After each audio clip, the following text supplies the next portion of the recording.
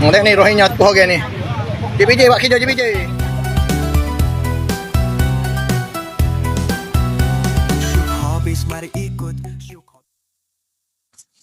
Video rekaman malam di Kuala Lumpur, Kelantan berhampiran sekolah menengah perempuan Chung Hua memaparkan seorang lelaki etnik Rohingya menunggang motosikal tanpa lesen dan road tax sambil membawa bungkusan. Nombor pendaftaran KCV 1015 ditunjukkan jelas oleh perakam. Menurut tempatan jelas Bengang, mengejar lelaki itu sehingga ke kawasan perubahan untuk melihat siapa yang menetap secara haram. Dalam video kedegara jeritan penduduk tengok ni bahawa motor tak ada lesen. JPJ buat kerja JPJ. Suasana tegang kerana lelaki itu berani melanggar undang-undang jalan raya dengan terang-terangan. Sikap ini menimbulkan keresahan komuniti kerana keselamatan jalan raya menjadi taruhan kerana mereka ini membawa secara haram dan telah terjadi kemalangan sehingga menyusahkan orang ramai. Ia bukan sekadar seorang individu yang melanggar undang-undang tetapi memberi gambaran tentang risiko keselamatan yang boleh timbul dari sikap tidak patuh peraturan. Menunggang motosikal tanpa lesen dan road tax adalah kesalahan jenayah yang boleh membahayakan diri sendiri dan pengguna jalan lain.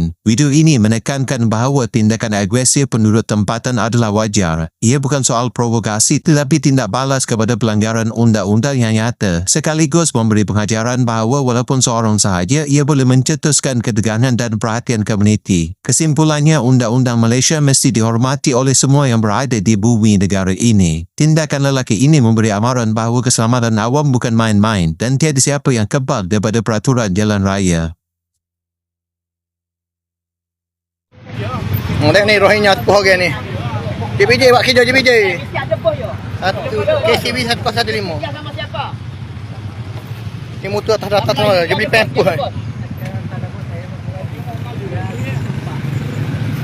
Siapa cepat nama?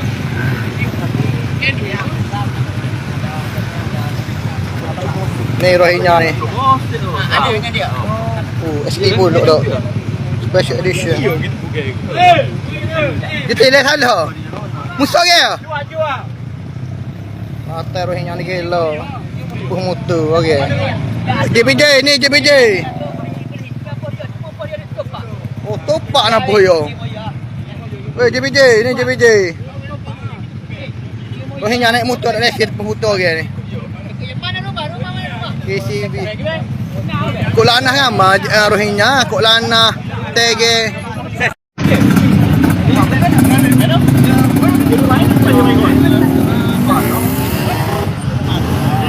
Kok lanah. Gali masuk Pulau Cina, batu tingginya.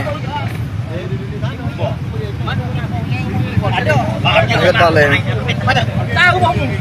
Ikut dia, follow dia. Follow dia. Gimana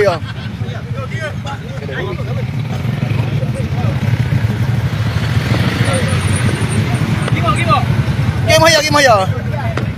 Rohinya naik motor boleh.